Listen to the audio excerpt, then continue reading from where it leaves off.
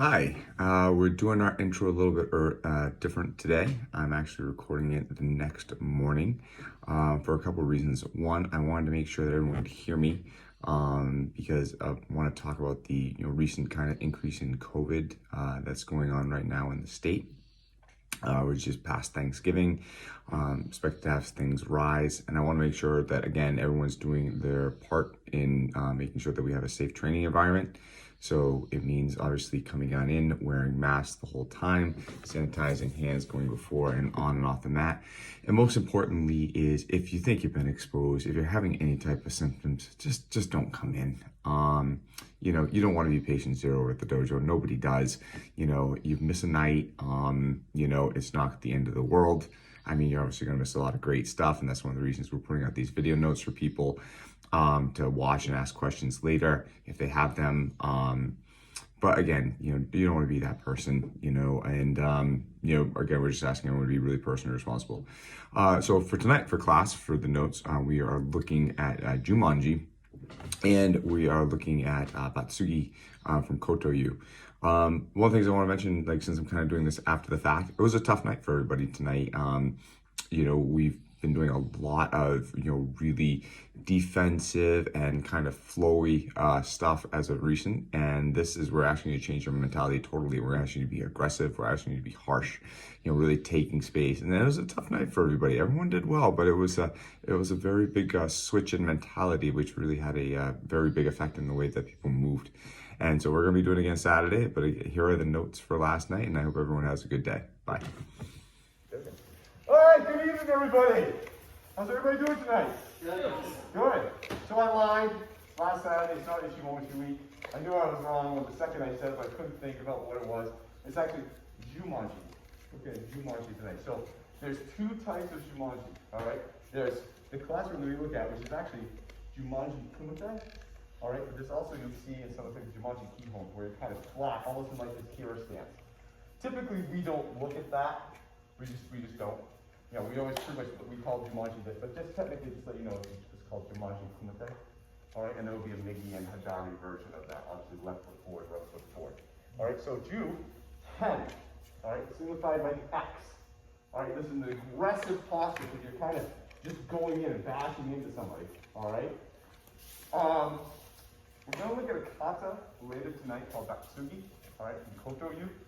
And we're going to modify to add this Jumonji aspect. And I think most of you guys, maybe a couple of you guys haven't seen this yet, so we're just go over just a basic. Basically, it's a crashing in. So if Mr. LeVay threw just a left jab, we typically get out of the way here in this Jumonji like this. It's typically how we look at that, right? And then kind of crash back in.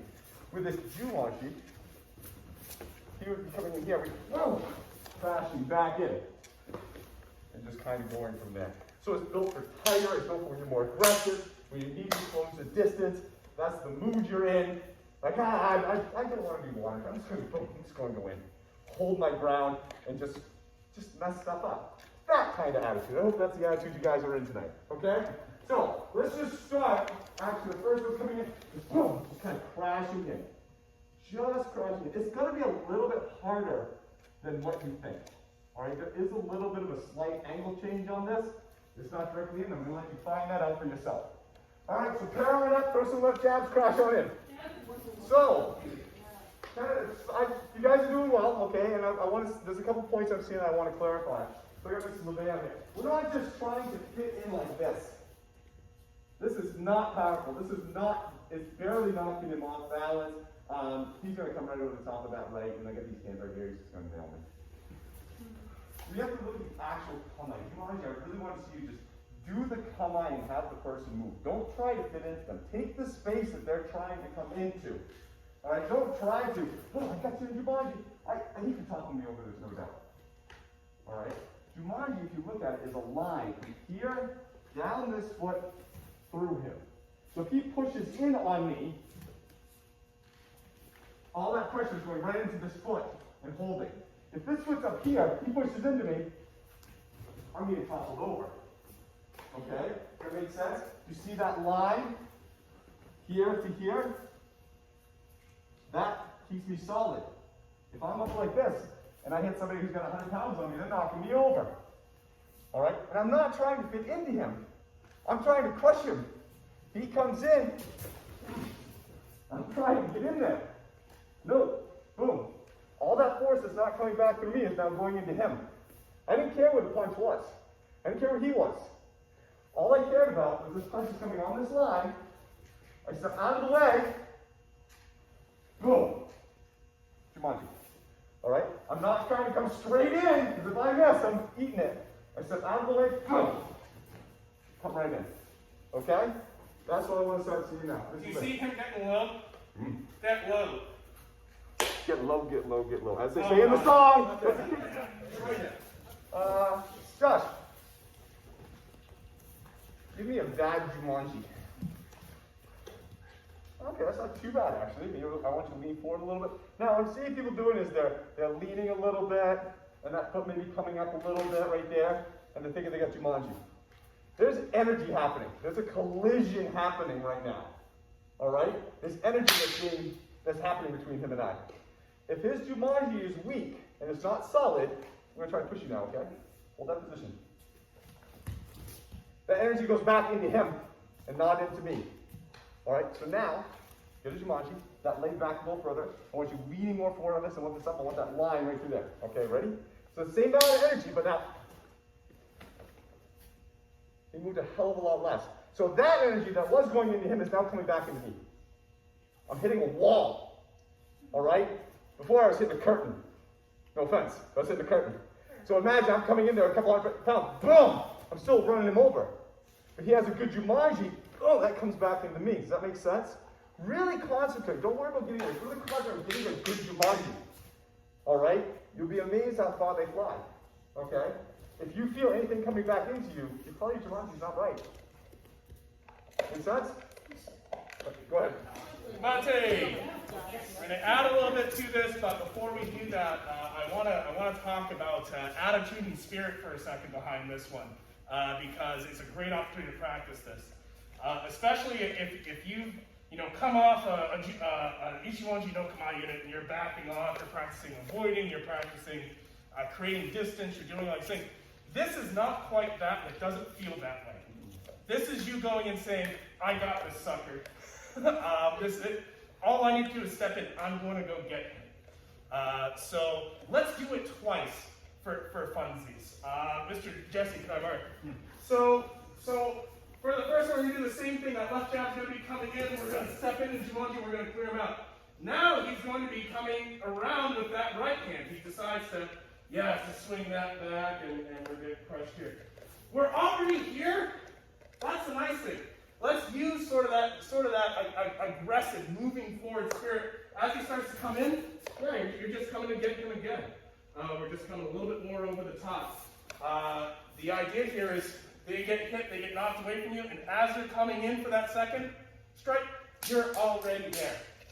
Blast them again, right?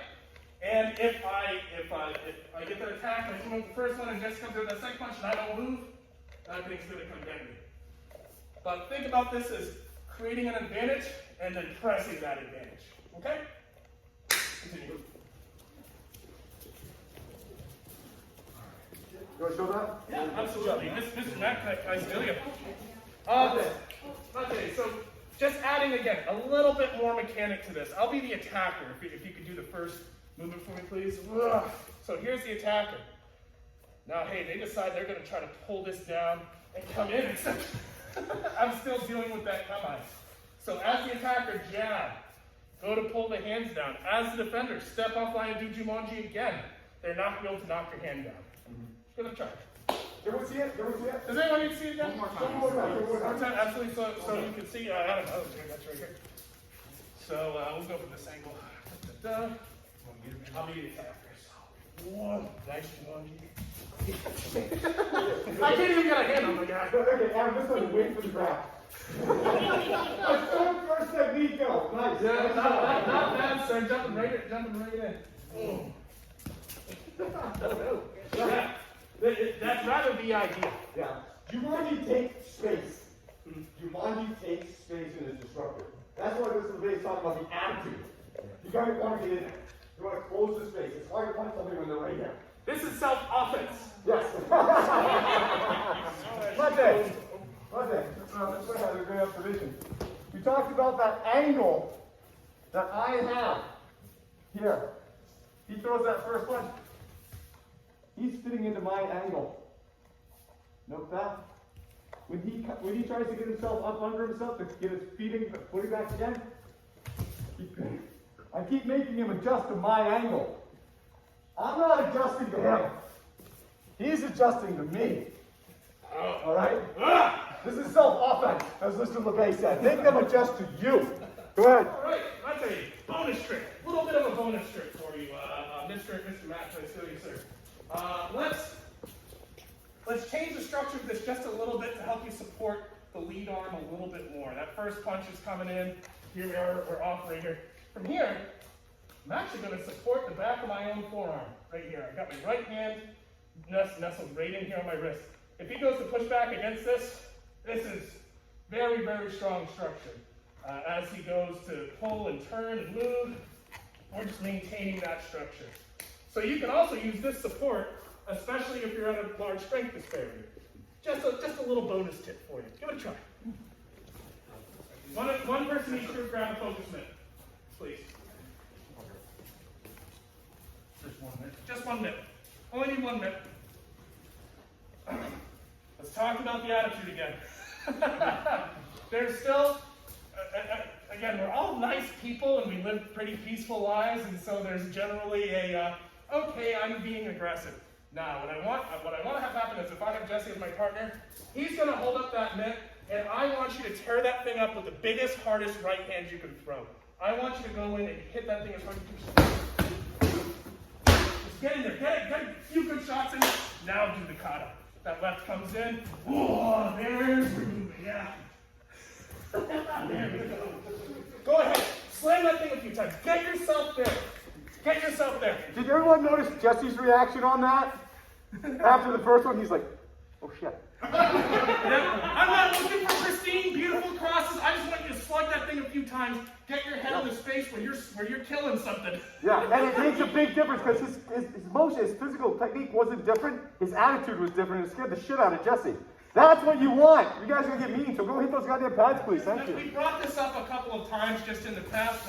I want to reiterate it again, just because that attitude of what you're doing really is important. It supports what you are doing. Or maybe more so stems from it. When you are doing Jumonji, you are taking that space. You are going forward and you are imposing. That's the really cool thing about it. It's beautifully structured so that you're imposing, but also you're well covered, you're in good position, you've got good structure, you're winning that fight. You took their pawn on turn 2. keep the momentum going. Okay, especially as we get into this next kata that we're going to see, it's pretty important that you're the one dictating what's happening here. This is not a passive feeling kata. That's all you sir. Let's actually look at this from a grapple to start. Oh yes. Let's look at this from a grapple. Look at Matt. Let's look at a grapple going on here. I mean, he's starting. He's got me just grabbing me, pushing me against the wall, so I'm offset. I'm just gotta come right in there. Just gonna come right in. Now from here, I don't care. Do whatever you want to do. Hit him again, give him a knee, take him down. I don't care what you do after this. What I want to see is the reaction. He grabs, he goes up grabs me. Oh, no. Oh, no. Not today, buddy. Not today. All right, I'm gonna start from that, all right? All right, taking him down. All right, so we're coming up, we're gonna grab, boom! And Jumonji's coming right in. You're not looking for technique, you're just looking to get into the kata and see what the kata shows you to do from there. Okay? Sorry, come on. Go ahead. Not bad. So, gravity here. So I'm seeing a couple people, they're getting in here, they're getting into Jumonji and they're pushing away. Not quite what we're asking for. All right? What I'm asking for is I'm going to pick this leg up and I'm going to throw myself right into him. So if we look slow, I'm actually falling. Notice that? Falling. My gravity take. I'm pushing myself in, but I'm not going like this and doing that. These are locked. He grabs, pick my leg up so I start the falling motion, push back. that was over exaggerated. Okay? It's not an upper body push, it's a full body get through there. Alright? Use that weight. Don't get close and push them with the arms. Use that mass going through time and space. Alright? If you got somebody who has 100 pound weight, you're going to want every ounce you can. That make sense? Alright, couple minutes. Last quick note, two things. One, this is meant to be sudden. This isn't necessarily quick. I want to make sure when I say sudden, you guys aren't thinking, oh, he's moving at 1,000,000 miles an hour. No. We were just talking over here, Mr. Ginsberg, if I could actually borrow you on the method for a moment. I saw an interesting thing here where you guys were starting with the grab a little bit further away and applying the grab, not starting from the grab. And we ran into some difficulty because there was all the time for David to travel here and sort of get himself established before the Jumonji happened. But what if this is sudden? This is unexpected. This is sooner than they imagined. The timing on this is early. As that attack starts, oh yeah, we're already here. And look at this Yubi Kudaki from the other week. We're in a nice, beautiful place. Think about Jumonji as maybe something that you can do that surprises this person. They didn't realize when they were walking up to pet the cat that cat is rabid. And before you can get a hand on it, that thing's already turned around and it's biting you. Okay? Yeah. Bear that in mind, maybe. Especially as we're kind of moving forward with some things. But thank you. Much appreciated. So let's say I have an overhook on this side. All right. I have an underhook on this side. Actually, you're underhooked here. So this really has to do a lot with that, right? Yeah. And I think the difference is the fact that we typically look at, just kind of moving us, kind of being defensive at first. And this is offense straight from the start. Does that make sense? And so we're asking you to think a little bit differently and feel a little bit differently, which is just tough. Walk me right up with this side. So instead of grabbing over. We're going to go this way. So we're going to get Batsugi. And now what's going to happen is we're both going to switch. So I'm going to try to work. Batsugi is from Koto Yu Shodan double scroll. Alright, it's called pulling drop. Or pulling ability. Pulling ability. That's the thing. Batsugi.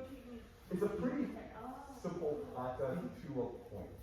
Alright, there's a little bit of angling that is involved. But it's basically, it starts from a just left grab. Alright, no punch, no nothing. You look at it, punches in labor break. This left grab comes in, right grab comes in. Shakoken, doko no kamae, which is a shakoken. Cool. Alright, now, if you don't want to do a shakoken just because COVID and stuff like that, fine. Do a shitan or shikaken, get that same reaction. Alright, go to the throat. At the same time, as I'm doing this doko, I'm kind of getting my hand over here to cover. Alright, so you see kind of doko no kamae. So he grabs, here, covering this. Starting could be in the multi-gyaku. From here, I'm going to go into a Totoko Yoshi with his front leg down, as this arm shook in right to here. And it's really good. It's a pulling drop. Alright? It can go wrong if you don't kind of get the twist here and this pull. You just try to straighten the arm down. It makes it tougher. So, point for point. Grab, doko no kamae with a shitan or shikaku. Here, hovering this hand. Toko Yoshi to the right and out the side. His arm comes back. Applying this multi. And down. And from here, you just break them and do whatever you want. Okay? So let's do it one more time. Just face them this way. Boom. Here. Boom. Down onto the front knee. Open down. Pretty simple. There's some angling issues in there that you guys are going to figure out as you go along. But that's where we're going to start. So Batsugi. Alright, pulling ability. Koto Shodan scroll. Alright, go ahead. Okay. So I missed this the first time. So this is important. So watch out for this. What's going on here is that Hank's arm is going down because the side of my body is going down. Faster, but I don't want you to stop. Don't focus on this. My kid on this, he can't go all the way down because I'm holding him up with this arm. Use both sides, both things, both pieces of contact. It's a multi-block. And the arm at the same time, push him down. Now, if you're worried about bashing into your knees, So he gets a fair you're not going like this and leaning out. Hank's going to grab on back of me if I do that. Right. I'm here. I'm pulling this foot out and replacing my knee where my foot was. Then we go from there. Okay? Thank you. Contact! Contact! If I go too far back inside on this, it will not work. What I'm talking about is I have Jesse here, boom, and I move back inside here to do the technique. Contact. So what I'm asking now is if I try to do this technique from here, I'm asking Jesse's whole body to compress in this area. Because I'm doing it and he's over his feet. He can hold me up. So be careful about going back to the inside. It's not 1, 2, 3. Jesse's going to hold me up all day long. I'm doing this to the outside of his feet. So I'm not asking him to compress himself. I'm giving him a space to fall. Does that make sense? If you're having any trouble, check where your line is. Here, Hank. Just so you can see. I hit Hank, boom. I come back inside to do this. I'm asking Hank to collapse. He's going to hold me up all day long. I'm going to be outside of this foot, getting him leaning back slightly. And then he has room to fall because he's not over his own feet. That makes sense? You don't want them here. You want them here. All right? Again. So not here. I'm trying to collapse him into his own feet. It won't work. Here. I'm outside his feet. I'm not asking him to collapse there. I'm asking him to collapse outside here. We can go. Does that make sense? Yep. All right, go ahead.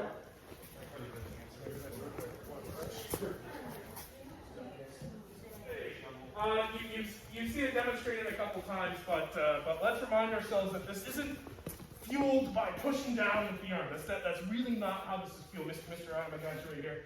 We got that grab on. We're hitting. We've got this emote.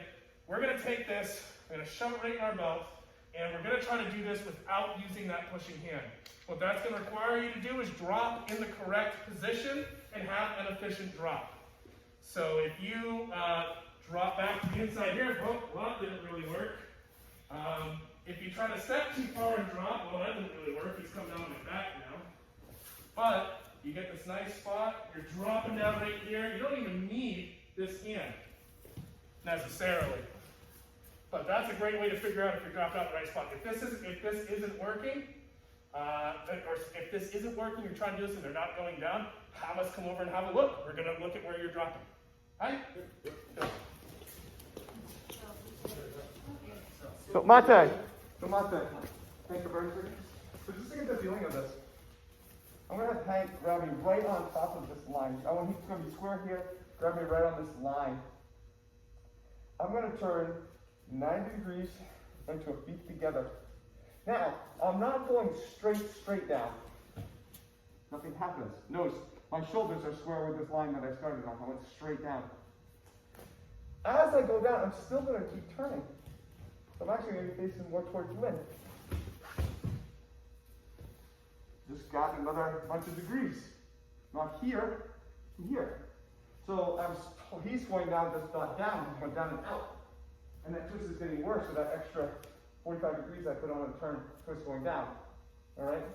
What I was saying to you, Jess, was that if we start here, and I turn, but I'm like this, and I try to do this hip's already so far back that when I try to turn and twist, I can only get to here. I only get maybe 15 degrees. Don't quite have him. But if I bring this leg up, well, now I'm starting from here. So now as I come back, I gain that extra 30 degrees that I lost because that leg being back. This leg being back started me at a deficit. Right? I'm going to turn an extra 45 degrees. I'm negative 30, I can only go up 15. Starting at 0, now I can go 45. Make sense? So there is a rotation as you're coming down from here. There's still a turn. Okay? And that gets them going boom, boom, to out. Okay? If you have to, try those lines just so you can get the feeling. You guys are mostly getting it. Very, very close. Keep going. Mata. Mata. So this is simple, but not. There's a lot of good timing. There's a lot of relationship. There's a lot of angle changes in there that you have to have kind of, I'll say just about right, but you kind of have right. Now we're asking you to look at this from a really wicked high level. I got Hank coming in here. You see somebody just kind of doing this kata, you know, boom, yeah, and it looks like a right-handed bash down into the ground, and that works, right? Yeah, of course. It works. There was no real technique in there or anything like that. We're asking you to do this at a pretty high level and recognize everything that's going on with this kata. That there is, boom, this in there.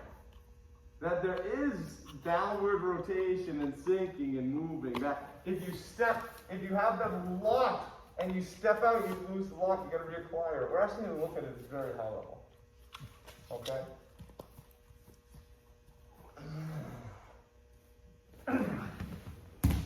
That's the basic rough and tumble pounding down to the ground thing. Alright? So you know what? Let's have some fun for a couple minutes. Just beat their ass to the ground. That's cool. Go for the big guy grabs you. Get that Jumonji spirit back in you and pound him to the ground for a minute. I'm going to steal one person at a time, speaking of Jumonji spirit. Love it, love it, love it, love it, love it. Pound him. Good work. So that was an interesting class, and how you guys feeling about the kata? How tough was that one relative to some of the other ones you've seen? Parts of it were pretty hard, but I feel like once you got some of the foundational concepts, it helped you get into other parts of it. Mm-hmm. Absolutely.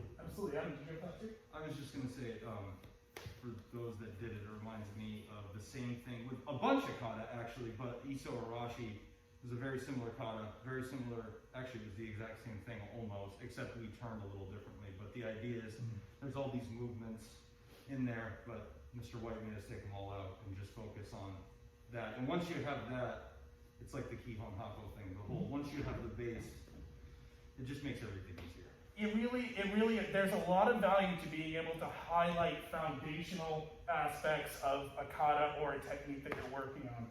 If you're working on forward throws, for example, and even if you have all the other parts of the throw right, but you never put this person off balance in the first place, your throw's gonna be marginally successful at best. It's like, okay, well I get the foundational off balancing, then the rest of the technique becomes a lot easier. It's a lot like that with the Kihon Hako stuff. If you're looking at Hongyako, Mote, anything where you're moving and doing stuff, yeah, we can hit the punches, we can kick the kicks, we can do all the stuff, but at the end of the day, are you moving into the right place, and are you progressing toward a definitive victory, a definitive technique? That is a skill set that takes time to develop. You'll probably notice if you start day one, you're figuring things out step by step, there's a lot of pauses. On day 5,000, hopefully you're able to get through stuff at a reasonable pace, with reasonably good timing. On day 10,000, who's going to live 10,000 more days, guys? But we were working on, I didn't get a chance to grab everybody, so I apologize, but I wanted to chat about one more little tiny aspect of Jumonji in general that is helpful. I've mentioned it a few times, as being sudden versus necessarily having to be fast.